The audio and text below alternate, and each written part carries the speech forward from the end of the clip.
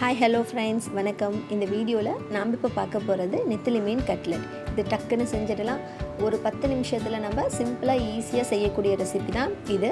இதோட செய்முறை என்னன்னு நம்ம பார்க்குறதுக்கு முன்னாடி நம்ம சேனலை ஃபர்ஸ்ட் டைம் பார்க்குறவங்க சப்ஸ்கிரைப் பண்ணாதவங்க சப்ஸ்கிரைப் பண்ணிக்கோங்க. அதே மாதிரி பெல் ஐக்கானை கிளிக் பண்ணிக்கோங்க. அப்போ தான் நான் போடுற வீடியோஸ் நீங்கள் உடனுக்குடன் பார்க்கலாம். இப்போ வாங்க நம்ம கட்லெட் எப்படி செய்யலான்னு பார்க்கலாம்.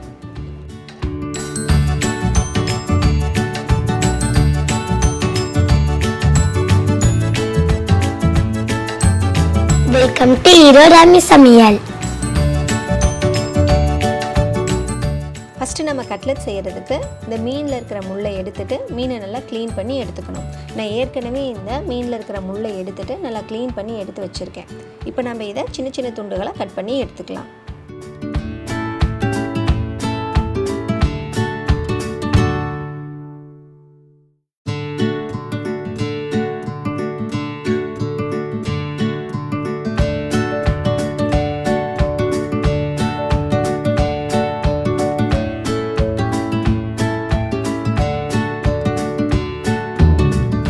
இது மாதிரி சின்ன சின்ன பீஸாக நீங்கள் கட் பண்ணி எடுத்துக்கோங்க.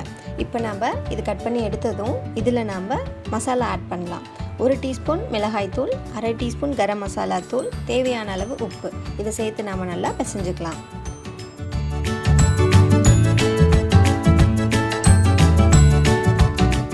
இப்போ இதில் நம்ம நெக்ஸ்ட்டு 1/2 எலுமிச்சம்பழ சாறு அதை விட்டு நம்ம நல்லா கலந்துக்கலாம்.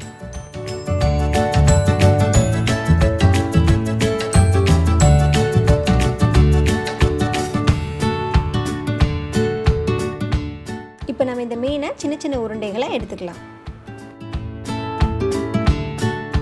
நெக்ஸ்ட் நம்ம இந்த உருண்டைகளை கட்லெட்டுக்கு தட்டி எடுத்துக்கலாம். அதுக்கு தேவையான பொருள் பிரெட் கிரம்ஸ், கார்ன்ஃப்ளவர் மாவு, 2 டீஸ்பூன் கார்ன்ஃப்ளவர் மாவை கெட்டியாக தண்ணி விட்டு கரைச்சி எடுத்திருக்கேன், 2 முட்டை வெள்ளைக்கரு. இப்போ நம்ம கட்லெட்டுக்கு ரெடி பண்ணிக்கலாம்.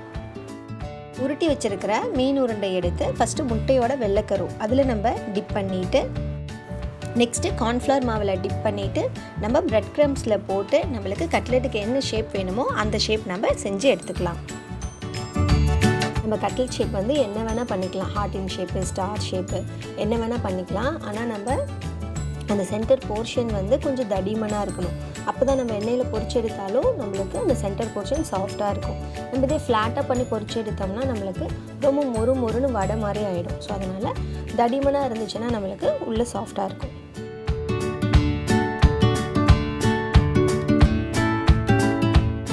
இப்போ நம்ம இந்த கட்லெட்டை எண்ணெயில் போட்டு பொரிச்சு எடுத்துக்கலாம். நல்ல குழியான தோசைக்கல்லில் தேவையான அளவு எண்ணெய் விட்டு நம்ம இதை பொரிச்சு எடுத்துக்கலாம்.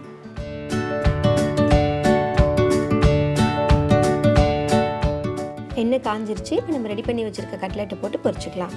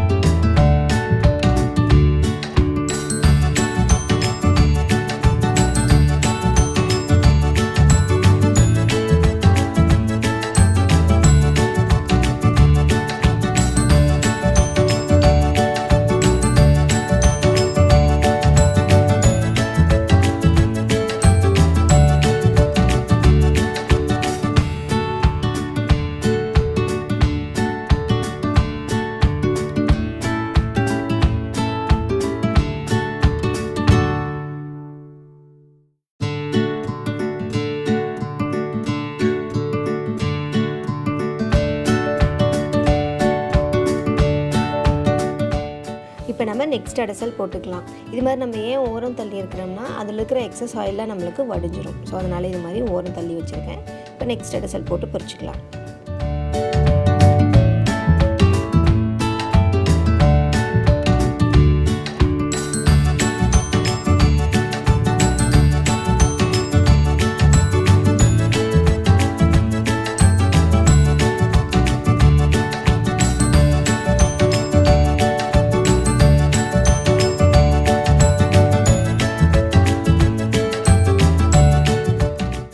டேஸ்டான கட்லெட் ரெடி.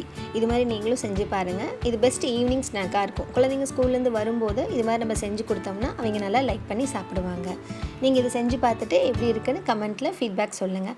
உங்களுக்கு இந்த வீடியோ பிடிச்சதுன்னா ஈரோடு அம்மி சமையலுக்கு லைக் பண்ணுங்கள், வீடியோஸை ஃப்ரெண்ட்ஸ் கூட ஷேர் பண்ணுங்கள், மறக்காமல் சப்ஸ்கிரைப் பண்ணுங்கள், பெல் ஐக்கானை கிளிக் பண்ணுங்கள். அப்போ தான் நான் போடுற வீடியோஸ் உங்களுக்கு உடனுக்குடன் வரும். தேங்க்யூ. Bye bye. இந்த வீடியோ பிடிச்சிருந்தேன்னா ஈரோடு அம்மி சமையலுக்கு லைக் பண்ணுங்கள், ஃப்ரெண்ட்ஸ் கூட ஷேர் பண்ணுங்கள், பெல் ஐக்கானை கிளிக் பண்ணுங்கள், சப்ஸ்கிரைப் பண்ணுங்கள். பாய்.